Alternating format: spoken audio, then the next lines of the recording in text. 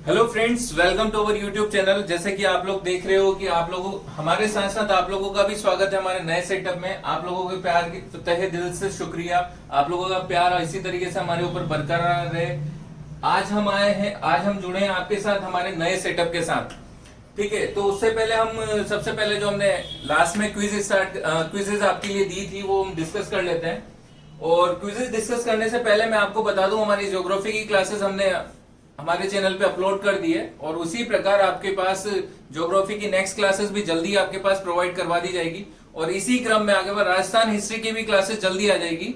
तो ये हमारे पास जो भी सब्जेक्ट है, नए नए सब्जेक्ट जुड़ते जाएंगे, आप लोगों को नई नई क्लासेस प्रोवाइड करवा दी जाएगी।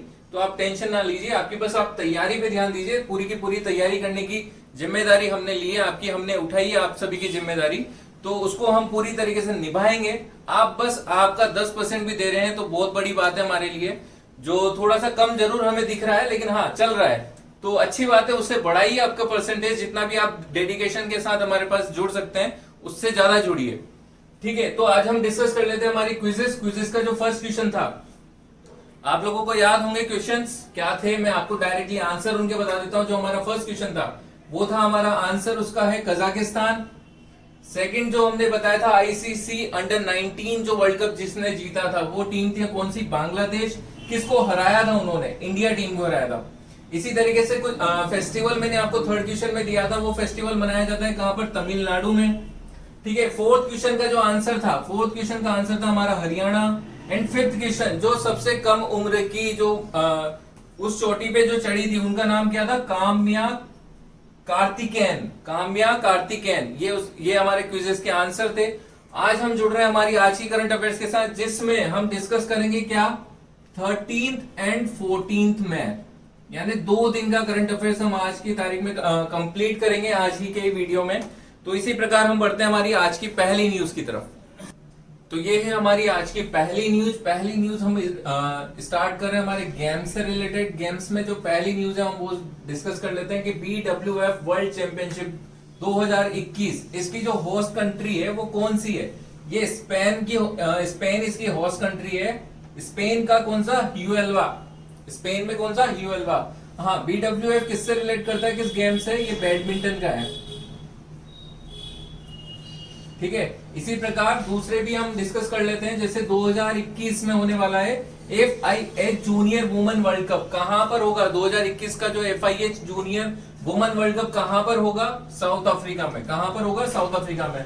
एशियन गेम्स में जो होस्ट कंट्री बन रही है 2021, एशियन गेम्स 2021 की जो होस्ट कंट्री है वो कौन सी है? चाइना। ऐसे ही 2026 एशियन गेम्स 2026 की होस्ट कंट्री क्या है? जापान।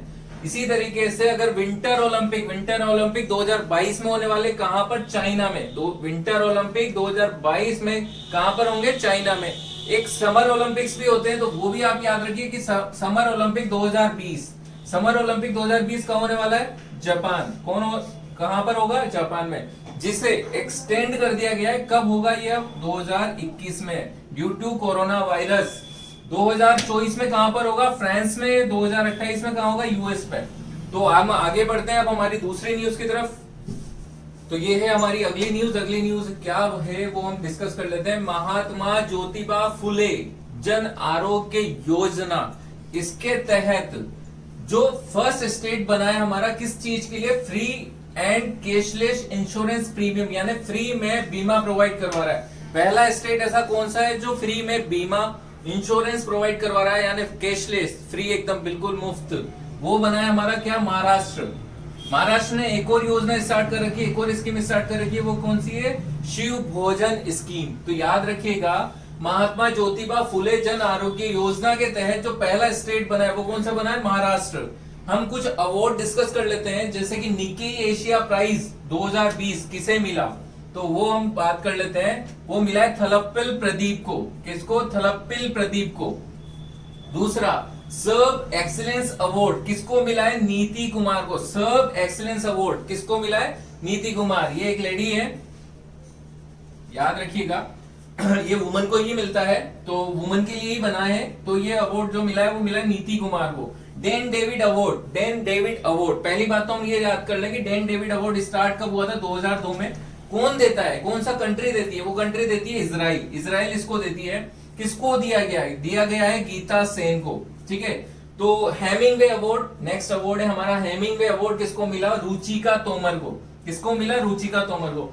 फर्स्ट मातृभूमि book of the year, first है ये, पहला है, बहुत इंपॉर्टेंट है क्योंकि ये पहला अभी स्टार्ट हुआ है। फर्स्ट मातृभूमि बुक ऑफ द ईयर किसको मिला? विनोद कुमार शुक्ला को। बुक ऑफ द ईयर है तो किस बुक के लिए मिला? इन्होंने एक ट्रांसलेटेड यानी एक बुक को ट्रांसलेट किया है और उस बुक का नाम क्या रखा है? Blue is like blue. किस बुक के लिए मिला? Blue is like blue. तो इसी प्रकार अब हम बढ़ते हैं हमारी अगली न्यूज की तरफ। तो हम बढ़ते हैं हमारी अगली न्यूज की तरफ। अगली न्यूज में बढ़ने से पहले मैं आपको बता दूं, इस वीडियो में आपको अंत में यानी लास्ट में एक सरप्राइज है, बहुत अच्छी चीज आपके बेनिफिट के लिए मैंने रखी हुई है। लास्ट में बहुत स्पेशल न्यूज आपको मिलेगी, इसलिए वीडियो पूरा से पूरा देखिए। लास्ट में वो आपको प्रोवाइड करवाऊंगा जिसमें हम बहुत अच्छे कुछ डिस्कस करेंगे। ठीक है, तो अब हम बढ़ते हैं हमारी इस न्यूज की तरफ। जो शिखा शर्मा है, शिखा शर्मा को अभी हाल ही में गूगल पे इंडिया का एडवाइजर बनाया गया है। क्या बनाया गया है? गूगल पे इंडिया का एडवाइजर। ऐसे ही आलोक शर्मा, जो आलोक शर्मा को हेड ऑफ कोप 26 का यानी यूके में होता है, हेड ऑफ कोप 26 का बनाया गया है, हेड बनाया गया है किसका? कोप 26 का। अब बात करते हैं कोप 26 यानी ये कॉन्फ्रेंस है, कॉन्फ्रेंस का नाम रखा गया है कोप 26। ये कॉन्फ्रेंस कौन सी है? United nation climate change conference. जो ये वाली जो कोप 26 कहां होगा? ये भी क्वेश्चन आ सकता है। तो कोप 26 कहां होगा? ग्लासगो में, स्कॉटलैंड। ठीक है, कहां पर होगा? ग्लासगो में, ग्लासगो में। ठीक है, जो हमारे यूके के फाइनेंस मिनिस्टर है, यूके के फाइनेंस मिनिस्टर कौन है? ऋषि सुनक। यूके के फाइनेंस मिनिस्टर कौन है? ऋषि सुनक। अब हम बढ़ते हैं हमारी अगली न्यूज की तरफ। हेमा भरेली कौन है? इसके बारे में हम जान लेते हैं। ये हमारे फ्रीडम फाइटर हैं। कौन है? स्वतंत्रता सेनानी। इनको पद्मश्री अवार्ड से भी नवाजा गया है। हाल ही में इनका निधन हो गया है, तो ये चीज याद रखिए। पहली बात कि द हिंदू के अंदर जो भी ऑब्जेक्टिवरीज आती है वो बहुत इंपॉर्टेंट होती है, और ये अभियान हमारे लेटेस्ट अभियान उसमें द हिंदू में आया ही था, तो ये बहुत इंपॉर्टेंट है, याद रखिएगा। तो इसी प्रकार अब हम बढ़ते हैं हमारी अगली न्यूज की तरफ। तो जैसे कि हम डिस्कस कर रहे थे, ये थी हमारी अगली न्यूज। अगली न्यूज है एमपी से रिलेटेड। एमपी ने एक स्कीम लॉन्च करी, एक योजना लॉन्च करी है। उसका नाम क्या है? चीफ मिनिस्टर कोविड-19 योद्धा कल्याण योजना। क्या? कोविड-19 योद्धा कल्याण योजना। ठीक है, ये किसके लिए लॉन्च करी है? ये लॉन्च करी है आंगनबाड़ी वर्कर्स के लिए। जो आंगनबाड़ी वर्कर्स हैं, जो आंगनबाड़ी में काम करते हैं, उनके लिए लॉन्च करी है। एक्चुअली कोरोना वायरस के चलते हुए भी आंगनबाड़ी वर्कर्स काम कर रहे हैं घर घर जाकर, जैसे कि मैंने आपको हमारी पुरानी क्लास में डिस्कस किया था कि उनको घर घर जाकर वो सारी की सारी सर्वे करना है, सब कुछ करना है। तो उनका काम नहीं रुका है, आंगनबाड़ी जो वर्कर्स है वो काम कर रहे हैं घर घर जाके, इतनी रिस्क उठा रहे हैं। तो एमपी ने एक स्कीम लॉन्च करी उनके लिए। क्या करा है कि 50 लाख रुपए का इंश्योरेंस यानी बीमा प्रोवाइड कराने के लिए एक स्कीम लॉन्च करी हुई है। जैसे कि आपको पता है सीएम, एमपी के सीएम कौन है, मुख्यमंत्री कौन है? शिवराज सिंह चौहान जो दोबारा बने। गवर्नर कौन है? लालजी टंडन। ठीक है, राज्यपाल। जो हमारी लास्ट क्लासेस थी उसमें भी हमने डिस्कस किया था क्या एमपी से रिलेटेड स्कीम्स, जैसे कि हमने पहले डिस्कस कर चुके हैं। जीवन शक्ति योजना के बारे में भी हम डिस्कस कर चुके हैं, आप हमारी पुरानी वीडियोस में देख सकते हैं। दूसरी हमने जीवन अमृत योजना, इसके बारे में भी डिस्कस कर चुका है बस। लेकिन आप लोग याद रखिए कि ये स्कीम किन्होंने लॉन्च करी है? एमपी गवर्नमेंट ने लॉन्च करी है। इसी प्रकार अगली न्यूज आती है हिमाचल प्रदेश से रिलेटेड। हिमाचल प्रदेश ने भी लॉन्च करी है। क्या स्कीम लॉन्च करी है, क्या योजना लॉन्च करी है? मुख्यमंत्री शहरी रोजगार गारंटी योजना। गारंटी के साथ एश्योर्ड यानी सुनिश्चित एम्प्लॉयमेंट यानी रोजगार देने की घोषणा करी है। उसमें कितने दिन तक के लिए? 120 दिन तक के लिए सुनिश्चित रोजगार देने की ये योजना है। जैसे कि हम देखते हैं वहां के मुख्यमंत्री कौन है? जयराम ठाकुर वहां के मुख्यमंत्री। और गवर्नर वहां के कौन है? गवर्नर है बंडारू दत्तात्रेय। क्या है? ये उनका नाम है। तो इसी प्रकार हम आगे बढ़ते हैं हमारी अगली न्यूज की तरफ। तो ये है हमारी अगली न्यूज। अगली न्यूज है वर्ल्ड बैंक से रिलेटेड। वर्ल्ड बैंक ने अभी अप्रूव किया है कितने? 400 मिलियन यूएस डॉलर, 400 मिलियन अमेरिकी डॉलर अप्रूव करें। किस जगह अप्रूव करें? India coastal and marine resources यानी भारत के जो तटीय एवं समुद्री जो संसाधन है उनको अप्रूव करें। काहे के लिए, क्यों क्यों अप्रूव करें कि वो अपने जो संसाधन है, यानी जो हमारे समुद्री इलाकों के आसपास के जो संसाधन है उसको मजबूत कर सकें, उसको और ज्यादा स्ट्रोंग बना सकें। इसके लिए हमारे वर्ल्ड बैंक ने 400 मिलियन यूएस डॉलर हमें इंडिया को अप्रूव करें। ठीक है, तो वर्ल्ड बैंक के बारे में थोड़ा सा जानकारी ले लेते हैं कि वर्ल्ड बैंक स्टेब्लिश कब हुआ था। वर्ल्ड बैंक स्टार्ट हुआ था 1944 में, लेकिन 1945 में काम स्टार्ट किया था वर्ल्ड बैंक ने। यानी वर्ल्ड बैंक ने काम करना कब स्टार्ट किया था, 1945 में, लेकिन स्टेब्लिश कब हुआ था, 1944। वर्ल्ड बैंक के कितनी कंट्रीज मेंबर्स हैं? वर्ल्ड बैंक की जो कंट्री मेंबर्स हैं वो कितनी है, 189 मेंबर्स हैं। ये 189 कंट्रीज जो हमारी वर्ल्ड बैंक के मेंबर्स हैं। वर्ल्ड बैंक के प्रेसिडेंट कौन है? वर्ल्ड बैंक के प्रेसिडेंट है डेविड माल्पस। कौन है? डेविड माल्पस।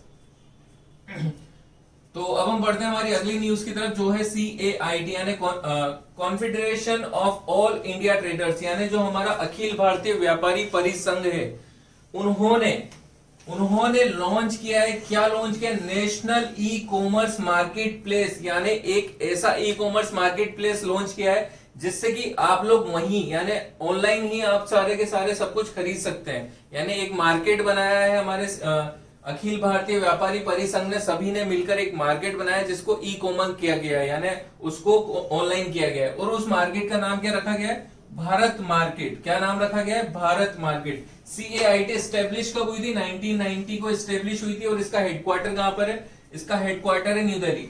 ऐसे ही अगर वर्ल्ड बैंक का हेडक्वार्टर में बताऊं तो वर्ल्ड बैंक का हेडक्वार्टर कहां है? Washington DC। कहां पर है? Washington DC। याद रखिएगा, हेडक्वार्टर के ऊपर भी कई बार क्वेश्चन आ जाते हैं। तो अब हम बढ़ते हैं हमारी अगली न्यूज की तरफ। जो कि है RBI से रिलेटेड। RBI के बारे में सब जानते होंगे, reserve bank of India. Reserve bank of India ने अभी जो लाइसेंस कैंसिल कर दिया है वो किस कोऑपरेटिव बैंक का कर दिया है? वो कोऑपरेटिव बैंक है the CKP cooperative bank limited, सहकारी बैंक है। इस बैंक का लाइसेंस RBI ने कैंसिल कर दिया है। कैंसिल करने का रीजन वही है, जो उसकी नेटवर्थ है वो जो माइनस में जा रही है, बिल्कुल नेगेटिव में जा रही है और कोई प्रॉफिट ही नहीं दे रहा है, इसलिए RBI ने उसका लाइसेंस कैंसिल कर दिया है। ये जो है मुंबई बेस्ड है, यानी मुंबई का सहकारी बैंक है जिसका लाइसेंस कैंसिल कर दिया RBI ने। अब एक चीज आपको पता होनी चाहिए, जो इनके डिपोजिटर्स थे, जो इनके जमा खाता धारक थे, जो इनके जमा करता थे, वो उनका क्या होगा, उनके पेमेंट का क्या होगा, उनका जो अमाउंट है उसका क्या होगा।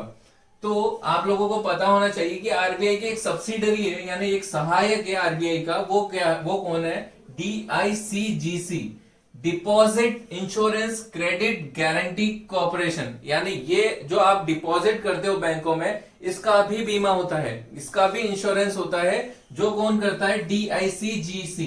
ठीक है, तो उसके तहत अगर ये बताया हुआ है कि जैसे RBI ने इसका लाइसेंस कैंसिल किया है, तो DICGC जो है वो 5 लाख तक उनको वापस देने का गारंटी रखता है। यानी आपके अकाउंट में, आपके खाता धारक में, आपके अगर 5 लाख रुपए आपने डिपॉजिट कराए और डिपॉजिट है, तो ये है कि 5 लाख तक का इंश्योरेंस यहां पर रहता है। ये रखता है कि हम आप लोगों को नुकसान नहीं होने देंगे, आपका नुकसान कुछ नहीं होगा। 5 लाख रुपए तक का जो डिपॉजिट आपका है वो रिटर्न करने की ये इंश्योरेंस रखता है। ठीक है, ये RBI की सब्सिडरी है जिसको हम हिंदी में बोलते हैं सहायक। तो याद रखिएगा। अब हम बढ़ते हैं हमारी अगली न्यूज की तरफ। अजय तिर्की, जैसे कि मैंने हमारी लास्ट क्लास में आपको कई सारे सचिव बताए थे, तो अजय तिर्की भी एक सचिव है, सेक्रेटरी हैं, जो किस मिनिस्ट्री के हैं वो भी आप देख लीजिए। Ministry of women and child development, यानी महिला एवं बाल विकास मंत्रालय के हमारे सचिव बने हैं अभी लेटेस्ट में, अजय तिर्की। तो इसी प्रकार हम बढ़ते हैं हमारी अगली न्यूज की तरफ। तो ये थे हमारे सभी आज के करंट अफेयर्स, आज की न्यूज़ेस। जैसे कि मैंने आपको बताया था कि एक क्लास में आपके लिए एक स्पेशल कुछ स्टार्ट कर रहा हूं मैं कुछ। तो अब हम क्या है कि जैसे आज मैं क्विजेस लेकर नहीं आ रहा हूं, आज मैं लेकर आया हूं स्कीम, जो कि हम पूरा का पूरा स्कीम के बारे में डिस्कस करेंगे कि स्कीम में क्या रूल्स हैं, रेगुलेशंस हैं, क्या है, इसके बारे में जानेंगे पूरा। तो आज की जो हमारी स्कीम है, या आज का जो हमारा टॉपिक है वो क्या है? प्रधानमंत्री जन धन योजना, यानी PMJDY जो हमारी योजना है, जो कि लॉन्च किसने करी थी? लॉन्च हुई थी प्राइम मिनिस्टर ऑफ इंडिया में, और उस टाइम पे जो प्राइम मिनिस्टर थे हमारे, वो थे हमारे श्री नरेंद्र मोदी। यानी नरेंद्र मोदी के द्वारा ये स्टार्ट की गई हमारी स्कीम है, योजना है। और ये चीज है कि प्रधानमंत्री ने ये स्कीम, ये योजना कब स्टार्ट करी थी? यानी ये स्टार्ट हुई थी हमारी 28 अगस्त 2014, यानी 2014 में ये स्टार्ट हुई थी। किस दिन स्टार्ट हुई थी? ये हुई थी 28 अगस्त 2014 में। हमारे मुख्यमंत्री जब बने ही थे तो उन्होंने हमारी जो फर्स्ट स्पीच थी, यानी 15 अगस्त को ही ये चीज अनाउंस कर दिया था। जो हमारे प्राइम मिनिस्टर थे, प्राइम मिनिस्टर ने यानी नरेंद्र मोदी ने हमारा ये 15 अगस्त को ही अनाउंस कर दी थी योजना। जबकि ये स्टार्ट कब हुई थी? 28 अगस्त को। तो याद रखिएगा कि ये जब अनाउंस के लिए पूछा जाएगा तो क्वेश्चन आंसर बनेगा क्या? 15 अगस्त 2014। लेकिन अगर ये पूछा जाएगा कि ये स्टार्ट कब हुई तो आंसर बनेगा क्या? 28 अगस्त 2014। इसके लिए एक स्लोगन रखा गया था। स्लोगन क्या था वो चीज भी आप याद रखिए, मेरा खाता भाग्य विधाता। क्या था स्लोगन? मेरा खाता भाग्य विधाता। दूसरी चीज हम स्टार्ट करते हैं कि ये जब प्राइम मिनिस्टर ने स्टार्ट की थी, यानी नरेंद्र मोदी ने जब ये स्टार्ट की थी, तो ये स्टार्ट करी थी सिर्फ 4 साल के लिए। कितने साल के लिए स्टार्ट करी थी? 4 साल के लिए, जो कि 4 साल 2018 में ही कंप्लीट हो चुके थे। लेकिन इसका स्कोप अच्छा लगा था उन्हें, ये स्कीम बहुत पसंद आई थी, और तो इसको क्या कर दिया? एक्सटेंड कर दिया। एक्सटेंड कहां तक किया है ये कोई फिक्स नहीं रखा है। ये उन्होंने बोला है कि ये लाइफ टाइम तक के लिए एक्सटेंड कर चुके हैं वो, लेकिन ये कब तक चलता है ये अभी तक कोई फाइनल नहीं है। ठीक है, तो याद रखिए कि ये पहले कब, कितने टाइम तक के लिए लॉन्च की गई थी? 4 साल के लिए, लेकिन अब इसे एक्सटेंड कर दिया गया है। इसमें क्या होता है कि एकदम जो आपका अकाउंट, यानी आपका जो खाता आप खोलोगे, खाता धारक जो अपना खाता खुलवाएगा, उसका मिनिमम बैलेंस क्या होगा? 0, यानी 0 मिनिमम बैलेंस। कोई बैलेंस की जरूरत नहीं होती कि आपको मिनिमम बैलेंस रखना पड़ेगा, आपको ये फ्री में खाता खोल के दिया जाएगा।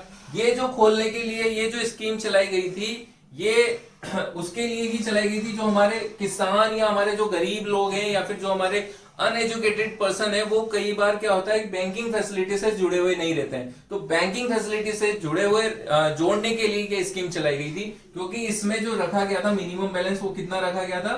0 एकदम। इसमें जो आप डिपॉजिट करवाते हो, यानी जो भी अमाउंट आप डिपॉजिट करवाते हो, उस पर जो इंटरेस्ट मिलेगा सेम एज किसकी तरह मिलेगा? सेविंग अकाउंट की तरफ। जैसे कि आपके सेविंग अकाउंट होते हैं उसमें कोई ना कोई मिनिमम बैलेंस होता है, लेकिन इसमें कोई मिनिमम बैलेंस नहीं है। और यहाँ पर जो इंटरेस्ट मिलेगा आपको, यानी डिपॉजिट आप कराओगे उस पर इंटरेस्ट भी मिलेगा, और वो कैसे मिलेगा? बिल्कुल सेविंग अकाउंट की जो उनकी क्राइटेरिया होता है उसके अकॉर्डिंगली। इसके बारे में हम और डिस्कस करते हैं फिलहाल। तो जैसे कि हम देख रहे थे डीबीटी, डीबीटी के लिए बोला जाता है डायरेक्ट बेनिफिट ट्रांसफर, यानी प्रत्यक्ष लाभ हस्तांतरण। यानी बहुत पहले एक बात उठी थी, राजीव गांधी के टाइम पर एक बात उठी थी कि जो भी सेंट्रल गवर्नमेंट योजनाएं चलाती है, उस योजनाओं में जो प्रॉफिट मिलता है बेनिफिशियरी को मिलता है, यानी लाभार्थी को मिलता है, वो लाभार्थी तक यूं मान के चलिए बहुत कम मिलता है, यानी बीच में ही आधा खत्म हो जाता है या कुछ हो जाता है। तो नरेंद्र मोदी चाहते थे कि जो लाभार्थी, जो बेनिफिशियरी हैं, वो उन तक पूरा का पूरा अमाउंट मिले। जैसे कि आप देख रहे हैं कोरोना वायरस के उसमें चलते हुए जनधन योजना में, यानी जनधन खाता धारक को क्या है कि प्रधानमंत्री ने 500 रुपए महीने की जो स्कीम स्टार्ट करी कि 500 रुपए महीना प्रधानमंत्री जनधन खाता धारक को मिलेंगे, और वो भी कितने महीने तक मिलेंगे? 3 महीने तक। यानी 500 रुपए जब डिक्लेयर किया है तो 500 रुपए आ भी रहे हैं, यानी डायरेक्ट आपको बेनिफिट मिलेगा। डायरेक्ट जितना चीज आपके लिए बेनिफिट रखा गया है उतना ही आप तक मिले, ये चीज इसके लिए स्टार्ट करी गई थी ये प्रधानमंत्री जनधन योजना। जो इसमें जो लाइफ इंश्योरेंस है, यानी जो इसमें जीवन बीमा रखा गया है, यानी आपके लिए इसमें जीवन बीमा भी है। इसका जो जीवन बीमा है वो कितना है? 30,000 रुपए। कितना है? 30,000 रुपए। यानी जो जनधन खाता धारक है, अगर उनकी कोई डेथ हो जाती है, उनका निधन हो जाता है आकस्मिक या किसी भी रीजन से उनकी मृत्यु हो जाती है, तो उन्हें, यानी उनके जो नॉमिनी है, उसको कितने रुपए मिलेंगे? 30,000 रुपए। लेकिन इसमें एक और चीज है, अगर एक्सीडेंटल इंश्योरेंस, यानी आपकी मृत्यु किसी एक्सीडेंट की वजह से होती है, तो जो इसका इंश्योरेंस है वो कितना है? 2 लाख रुपए।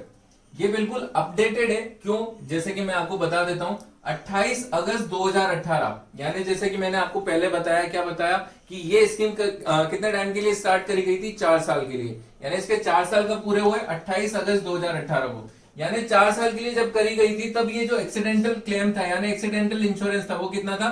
1 लाख रुपए का। कितना था? 1 लाख रुपए का। लेकिन उसके बाद 28 अगस्त 2018 के बाद जो एक्सीडेंटल इंश्योरेंस रखा गया वो कितना रखा गया? 2 लाख रुपए का। कितना रखा गया? 2 लाख रुपए का।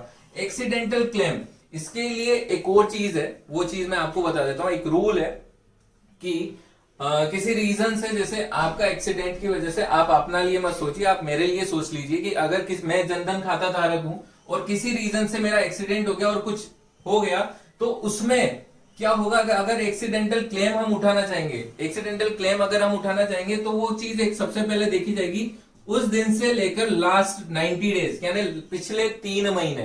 पिछले 3 महीने में वो देखेगा कि एटीएम के जरिए आपने कुछ अमाउंट उससे निकाला है या नहीं निकाला एटीएम से, ठीक है? आप में कुछ ट्रांसफर हुआ है या नहीं हुआ है 90 डेज में, यानी पिछले 90 दिनों में आपके अकाउंट में कुछ ट्रांजेक्शन होना चाहिए, कुछ ट्रांजेक्शन होना चाहिए, तो ही आप एक्सीडेंटल क्लेम उठा सकते हो, अन्यथा नहीं उठा पाओगे, ठीक है? तो ये चीज याद रखना।